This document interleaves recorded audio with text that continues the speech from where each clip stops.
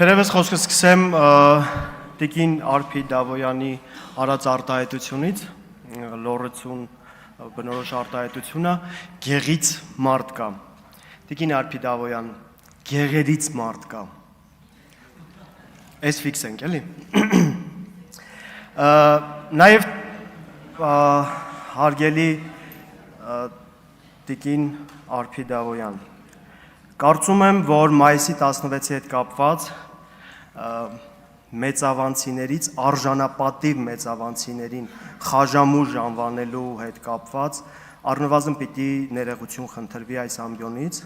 որովհետև հարից չի ազգային ժողովի падգամավորին մեր հասարակության թեկուզ այն հատվածին, որը չի կիսում ձեր քաղաքական հայացքները, կոչել խաժամուժ։ Ու քանի որ այս թեմային ենք անդրադառնում,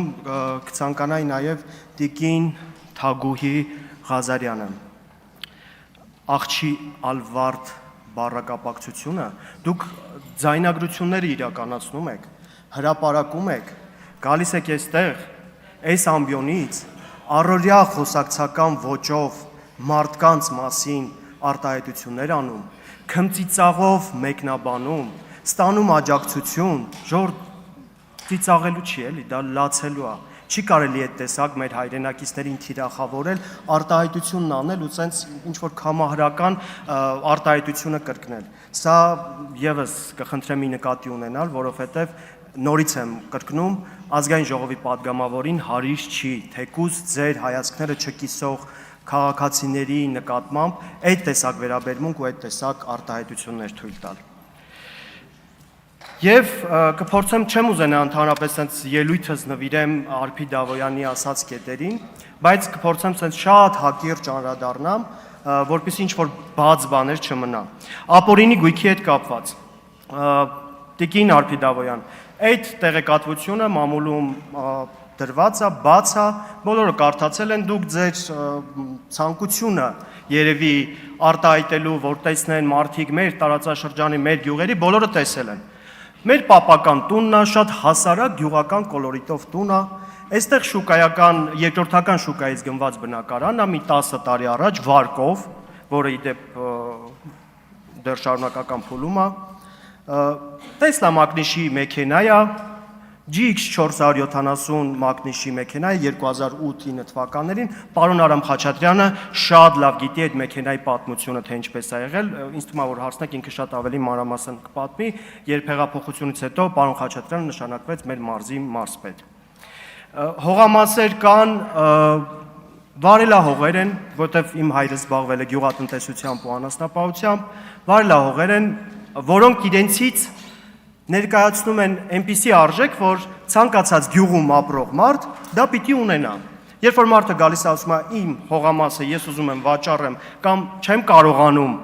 ոչ ճիշտ կառավարման արդյունքում հողը մշակեմ, գյուղացիները փորձում են այնպես անել, որ ոչ մի անմշակ հող գյուղերում չմնա։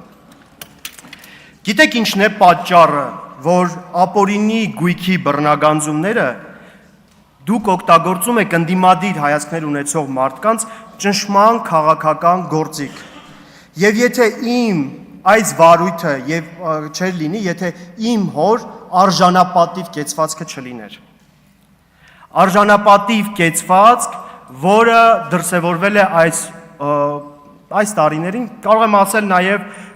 մինչեւ այդ էր, որովհետեւ իր պաշտոնավարման ժամանակահատվածում իմ հայրը միշտ բարձրացրել է ժողովրդի խնդիրները ու կապ չունի, թե ինչ կառավարություն է եղել կամ ովքեր են եղել այդ կառավարության գլխին։ Մենք ձեր պատկերացրած ունեցվածքը չունենք, տիկին Արփի Դավոյան, ու ես հպարտ եմ այն ինչ որ ունենք, հալալ, արդար քրտինքով ունենք։ Ու ես ճակատս պարզ, գլուխս բարձր, մտնում եմ մեր համայնք, շփվում եմ մեր համագյուղացիների հետ, որովհետև այդ նույն համագյուղացիները գիտեն, որ թե ինչպիսի կենսագրություն ունի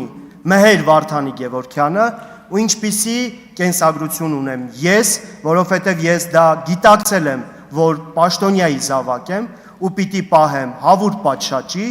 ունեմ այնպիսի դաստիարակություն ու այնպիսի շնորհք,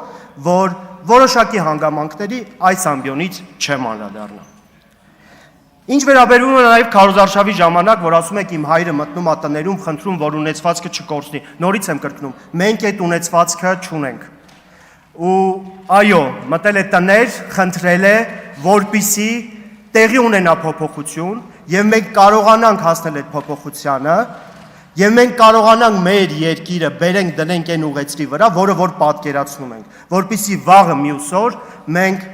այլ խնդիրների առջև չկանգնենք։ Այո, այդ մասով քարոզարշավ իրականացրել է։ Սա ձեր ժողովրդավարությունը մարդկանց իրավական գործիքներով, քաղաքական դրդապատճառներով հետապնդելն է։ Շատ լավ։ Ինչ վերաբերվում է բյուջեին ու կոմբայնին, դուք տեսել եք Կուրթանի բյուջեն, կամ Գյուլաքարակ խոշորացված համայնքի բյուջեն տեսել եք։ Կուրթանի բյուջե, կոմբայնի գինը 38%-ն է Կուրթանի բյուջեի, 99-ից մինչև 2017 թվականը, միջինացվածով 38%-ն է։ Իսկ խոշորացված Գյուլաքարակ համայնքի, որը որ նոր էր խոշորացվել 2017 թվականից 21 թվականները, կազմում է սեփական եկամուտների 63%-ը։ Այլ հարց է, որ 21 թվականից մինչև այս պահը, երբ որ դուք կոպիտ ասած վերցրեցիք Չակերտավոր իշխանությունը Գյուլաքարակ խոշորացված համայնքում, ինչի՞ չեք դիմել, որ կոմբայն ունենանք։ Այս հարցով ինչի՞ չեք զբաղվել։ Երբ որ դուք հիմա ինձ ասում եք, թե ինչի այն ժամանակ չեն դիմել կոմբայն ստանալու համար։ Այն ժամանակ լիքը ծրագրեր են արվել՝ լուսավորություն, ասֆալտ, մանկապարտեզ, մշակույթի տուն, աղբահանություն, իդեպ 2017 թվականից 2021 թվականներին աղբահանությունից 3 միլիոն դրամ մտել է բյուջե, իսկ 21-ից մինչև այս պահը 0 դրամ։ Այս էլ արձանագրենք։ Ու այդ տեխնիկան, աղբահանության համակարգը, լուսավորության համակարգը, ասֆալտապատում, գնացել եք այդ տարածքը։ Դուք ասում եք Վարդավլուրի ու Հոփարցի թորեք։ Դուք այդ տարածքով այս վերջերս գնացել եք, դուք այդ ճանապարհների վիճակը տեսել եք։ Վերջի անգամ այդտեղ ասֆալտապատումը արվել ընդամենը այն ժամանակահատվածում, երբ որ ուրիշ էր իշխանությունը։ Երբ որ ձեր ԿՊԱ-կան կուրացիայի տակ գտնվող մարդը չէր իշխանության։ Սա էլ անցանք։ Ես ուզում եմ մի այլ հարցի անդրադառնամ։ Ինչ է արել ձեր ԿՊԱ-կան համայնքապետը։ Ձեր ԿՊԱ-կան համայնքապետը մի անգամ մտել է այդ համայնքները, գույքագրել խնդիրները, որ գյուղացիներն էլ իրեն հարցնեն, որ կոմբայնի խնդիր ունենք, որ իրենք էլ դիմեն կոմբայն բեր։ Ինչի՞ չեն արել։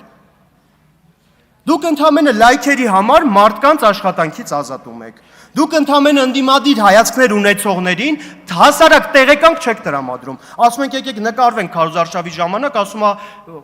չէ, գիտեք ինչի, որովհետև հենց նկարվեցի, տեսնելու եմ, որ ես ձեզ հետ եմ, գնալու եմ համայնքապետարան, տեղեկանք չեն տալիս։ 5-րդ երեխայի ծրագրի հետ կապված դիմել են համայնքապետարան, որպեսզի հասցեի ճշգրտման տեղեկանք տան ու չեն տալիս։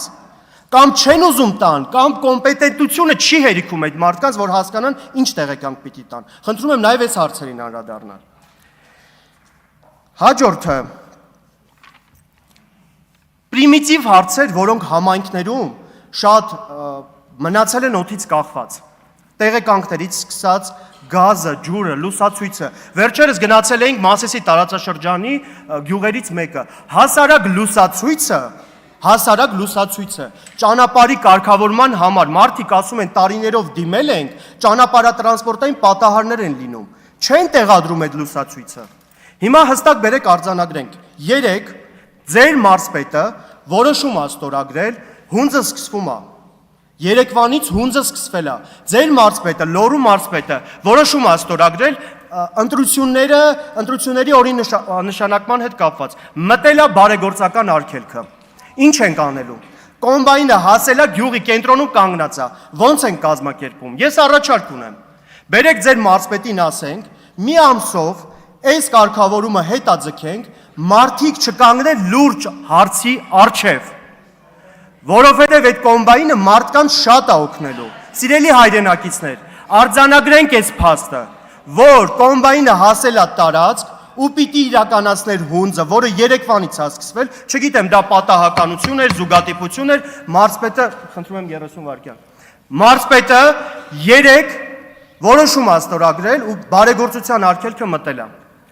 Ոնց են կարգավորելու այս հարցը։ Խնդրում եմ, սա եկեք քննարկենք, թեկուզ մի ամսով մինչև հունձը կավարտվի, այդ բարեգործական արգելքի պատճառով մարդկանց չտանենք, դատենք, փակենք, մարդկանց օգնենք, մեր հայրենակիցներին օգնենք։ Բոլորը սպասում էին դրան։ Ինչպես նաև մենք ունենք այնտեղ լիքը բարեգործական ծրագրեր, տրանսպորտի հետ կապված, ավարտում եմ, կներեք, տրանսպորտի հետ կապված։ Կամ կարգավորեք այդ խնդիրները, կամ թողեք մենք կարգավորենք, ժողովուրդ։ Մենք հենց ուզում ենք կարգավորենք, գալիս եք տրանսպորտը կանգնացնում եք։ Հաջորդի կանրադառնամ, շնորհակալություն։